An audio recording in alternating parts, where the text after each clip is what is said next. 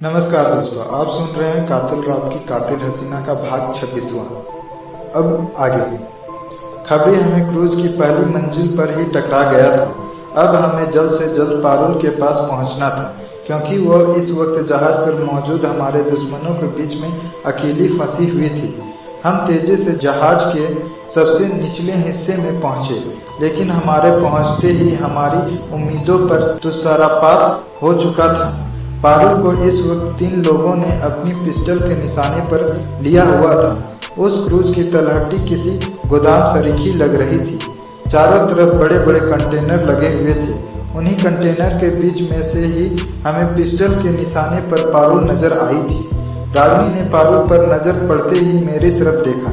मैंने तुरंत उसे करो या मरो का सिग्नल दिया और सधे हुए कदमों से आगे बढ़ गया।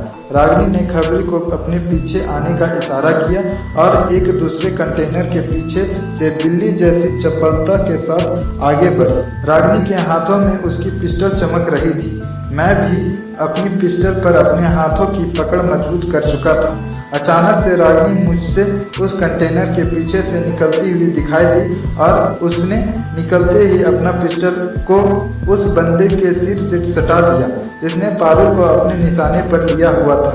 मैं भी तुरंत अपने कदमों को रफ्तार दी और तेजी के साथ अपनी पिस्टल को दूसरे बंदे की खोपड़ी से सटा दी। खबरी ने भी हमारे ही नक्शे कदम पर चलते हुए तीसरे बंदे को काबू किया। हमें देखते ही पारुल के चेहरे पर एक अनोखी खुशी चमक उठी थी। उसने भी अब उन लोगों से दूर हटते हुए अपनी पिस्टल को अपने हाथ में ले लिया था। अगर ये अपना ठिकाना ना बताया तो बिना झिझक एक साथ तीनों को गोली मार देना। मैंने रागिनी को देखते हुए बोला, 2 को तो गोली मार ही देते हैं, बेकार में भीड़ इकट्ठी करके रखने का क्या फायदा। ठिकाना बताने के लिए तो एक ही बंदा काफी है। रागिनी ने मुझसे बेहतर तरीके से उन लोगों की फाड़ने का तरीका अख्तियार किया था। अब जो अपनी जान बचाना चाहता है वो अपने आप 2 कदम आगे आ जाए, नहीं तो हम अगले 10 सेकंड में तुम तीनों को गोली मार देंगे। रागिनी ने अपनी बात को आगे बढ़ाया। रागिनी की बात उन तीनों पर मुकम्मल असर हुआ था। तीनों एक साथ ही आगे बढ़ गए थे। ये तो तीनों ही बच गए। चलो जल्दी से बताओ वे सब लोग कहाँ पर हैं। मैंने भी तुरंत आगे बढ़कर अपनी पिस्टल को उसकी कमर में घुसाते हुए पूछा।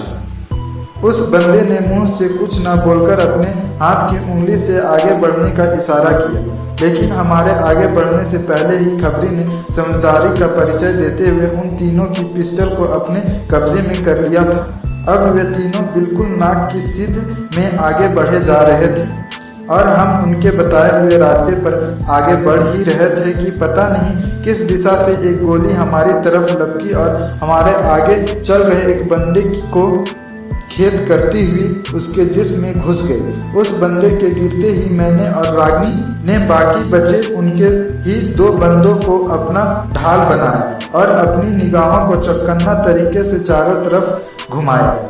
तब तक पारुल और खबरी ने हमारे पीछे की तरफ से अपना मोर्चा संभाल लिया था। हम सभी अब तक एक कंटेनर की आड़ ले चुके थे। मैं अब उनके कदमों की आहट सुनने की हर मुमकिन कोशिश कर रहा था। तभी रागिनी की पिस्टल गरजी और एक चीख वहां के शांत वातावरण में गूंज उठी। उसी के साथ एक साथ 3-4 गोलियां किसी ने अंदाजे से हमारी ओर झोंक दी, लेकिन वो जोश में होश खोकर किसी ने यूं ही बिना हमारी स्थिति का अंदाजा लगाए हुए चला दी थी। इसलिए वे सभी गोलियां आपस के कंटेनर में टकराकर अधोगति को प्राप्त हो गई थी। हमारा अंदाजा गलत था। ये तो कोई पूरा गिरोह लग रहा है। मैंने रागिनी के कान में फुसफुसाया, कोई नहीं, जब ओखली में सिर दे ही दिया है तो मुसलों से क्या डरना। अभी सब सालों को ठिकाने लगाती हूँ। रागिनी ने मेरी ओर देखते हुए मुस्कुरा कर बोला। मैंने भी उसे अपने अंगूठे का थम्सअप दिखाकर उसके हौसले को बुलंद किया। इस वक्त उस कंटेनर के चारों कोनों को हम चारों ने कवर किया था और कोई सामने से आकर तो हमारे निशाने पर आने से बच नहीं सकता था। अगर कोई कंटेनर की छत से आकर हमारे ऊपर हमला कर देता तो हम चारों वहां वीरगति को प्राप्त हो सकते थे। लेकिन लगता है मेरी छत वाली बात उन लोगों के दिमाग में भी आ चुकी थी। इसलिए अभी अभी एक बंदे ने छत से हमारी ओर अपना निशाना साधा ही था कि कंटेनर के दूसरे छोर से पारुल की पिस्टल गर्जी और छत का बंदा कलाबाजी खाता हुआ धम से हमारे बीच आ गिरा। मैंने एक नज़र पारुल की ओर डाली जो एक विजयी मुस्कान के साथ अपनी पिस्टल की नाल में फूंक मार रही थी। इस तरीके से तो ये लोग हमारे चारों तरफ से घेर सकते हैं। तभी रागिनी ने अपना दिमाग लड़ाते हुए बोला, लगता है बाहर निकलकर इन सब पर एक साथ हमला बोलना पड़ेगा। मैंने रागिनी को बोला, नहीं, ऐसे तो हम में से किसी की भी जान पर बन सकती है। मैं ऊपर जाकर मोर्चा संभालती हूँ। वे लोग मुझे खुले में देखते ही अपने अपने बिलों से बाहर निकल आएंगे। उसी समय उन सभी को अपना शिकार बना लेना।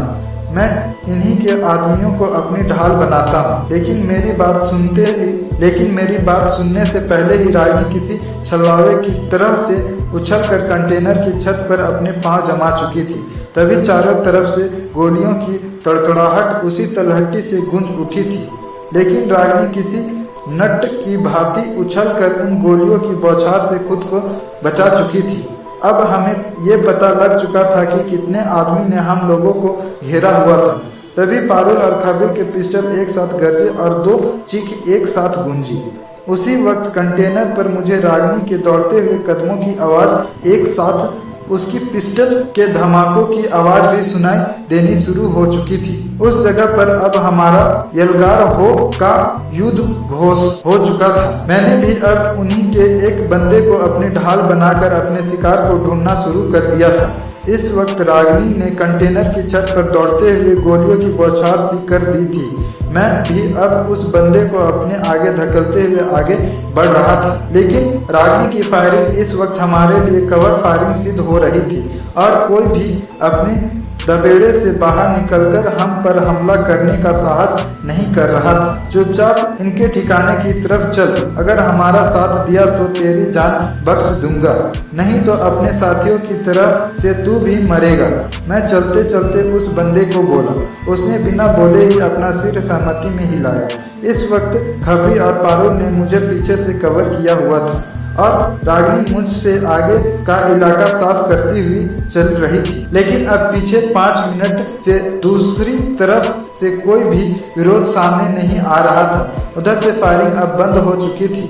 शायद रागिनी की गोलियों के तूफान के आगे वो तिनके की तरह उड़ गए थे। तभी रागिनी ने कंटेनर के ऊपर से कलाबाजी खाई और उसके दोनों पैरों ने मेरे सामने लैंड किया। गुरु, अब मैदान खाली है, बस अब उस जगह पहुंचो जहां पर वे लोग मौजूद हो सकते हैं। रागिनी ने मेरी तरफ देखते हुए बोला।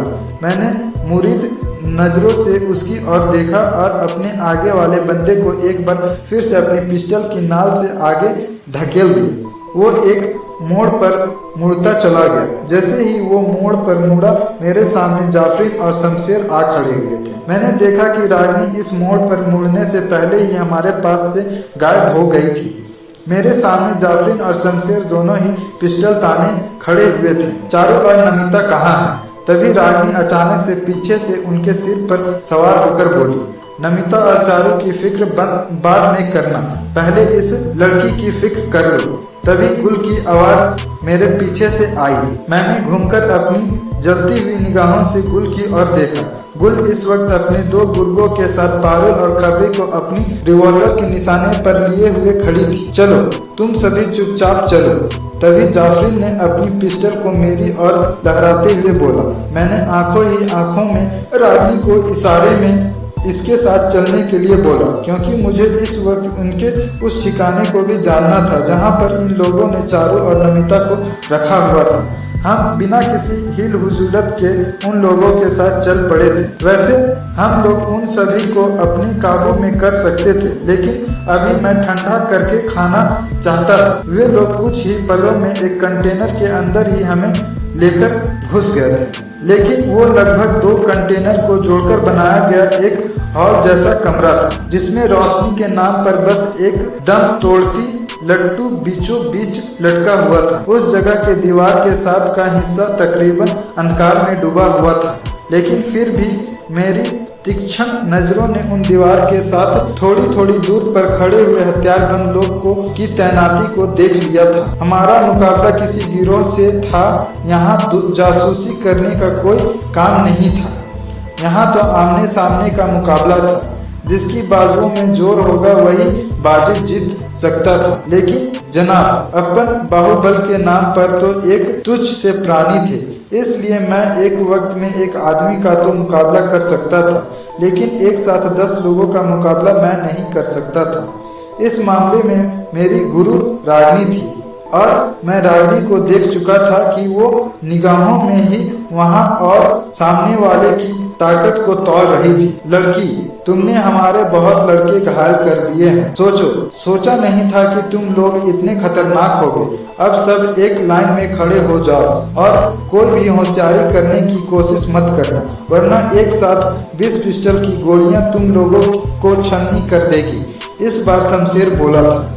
मेरे जिगर के छल्ले, हमें मारने से पहले ये तो बता दे कि तेरी वो खूबसूरत मालकिन को तुमने कहाँ छुपाया है। मैंने शमशेर की तरफ देखते हुए बोला, वो जहाँ भी है महफूज है। हम इस सारे ऑपरेशन को बिना किसी खून खराबे के शांति के साथ पूरा करना चाहते थे, लेकिन तुम लोगों ने बेकार में इतना खून खराबा करवा दिया। मेरी बात का जवाब जाफरीन ने दिया था।